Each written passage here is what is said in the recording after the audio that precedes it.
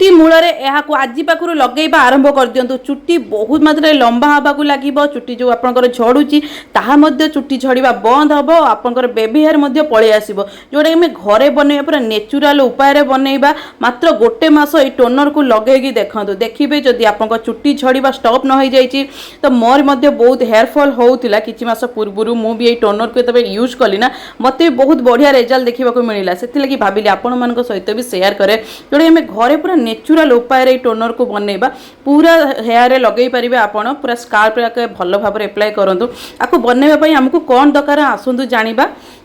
तो ये मुझे रोजमेरी लीफ जोटा कि मुझे ऑनलाइन मगेली तो बहुत सारा रोजमेरी दरकार आपन को देखिपार ये मुझे नहीं तो आप गोटे बाउल अल्प मात्रा रोजमेरी नबार अच्छी जदि आप घरे प्लांट लगे ताकू भी आप आणिक यूज करें तो ये जेहेतु मो पाखे प्लांट ना तो मु बाहर मार्केट रू आनी ता सहित आमको ये आड कर अच्छी मेथी तो ये जो देखुं मेथी अल्प मात्रा नहीं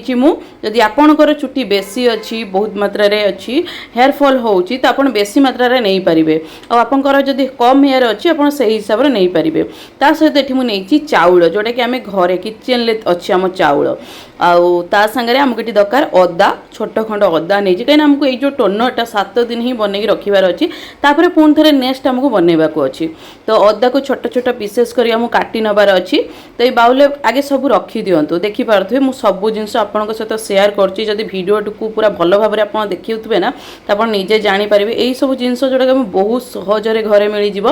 तो रोजमेरी आमर जो हेयर फॉल होता है बहुत जल्दी स्टॉप करें तो फास्ट गोटे बाउल नियंतु नहीं रखी दिंतु सब एकाथरे मिसई दिंतु तार गोटे पेन नहीं कि पानी को भल भाव गरम करूँ अल्प गरम है सीम करी सब जिनस को आप पकई देवार अच्छी देखिपे भल भाव पकईकी हल्का हल्का निआरे आपको भल भाव फुटातु जिते पर्यंत जी पानी आपड़ देते तार जब गोटे कप पानी देते तो हाफ कप न हो जाइए तो यहीपरी भाव में भल भाव आपको फुटातु देखिए किसी समय फुटिला कलरटा चेंज हो तो कलर चेंज है गोटे बाउल नियंतु से बाउल गोटे छानी नहीं कि ताको छाणी दिंतु देखिपे ये आमर जोटा कि एकदम हो जाए रेडी टोनरटी आ बहुत बढ़िया आप यूज करी थे देखूँ आप चुट्टी जो झड़ुची उठुनी कहते चुट्टी बढ़ा लगे उठा लगे हेयर फॉल स्टॉप हम मत भी भल रिजल्ट मिली तो टिके ठंडा है किसी समय छाड़ीदे ठंडा हवा को ठंडा है गोटे स्प्रे बोतल जोटा कि देखिपे एमती स्प्रे बोतल नहीं से आपन को भरी नबार अच्छी फ्रिज पूरा 7 दिन पर्यंत आप स्टोर करके रखिपारे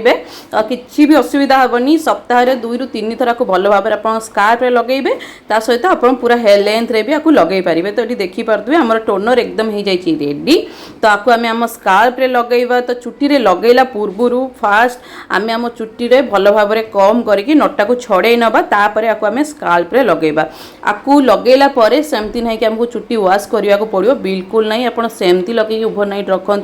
तो आपन किसी असुविधा हेनी आपको पूरा हल्का हल्का करी आपन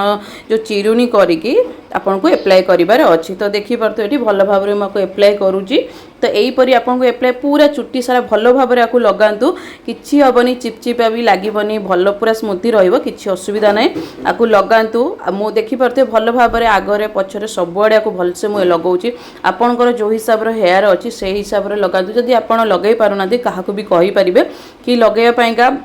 यह बहुत बढ़िया रिजल्ट दौर सप्ताह 3 थर आप लगातु बहुत भल आसो तो देखिपे आपंकर डेंड्रफ होता भल कर देखिए गोटे मस जदि आपको भल भाव आप यूज करे ना ता रिजल्ट आप निजे जानीजे ताकू मु मोर स्काल्प रे भल भाव में लगाऊँ मोर जेहेतु लेंथ टी अधिका अच्छी भल भाव में मु लगाऊँ तो आपन को भी यहीपरी भाव में लगे जब भल भाव में लगेबे ता रिजल्ट भल ही आसो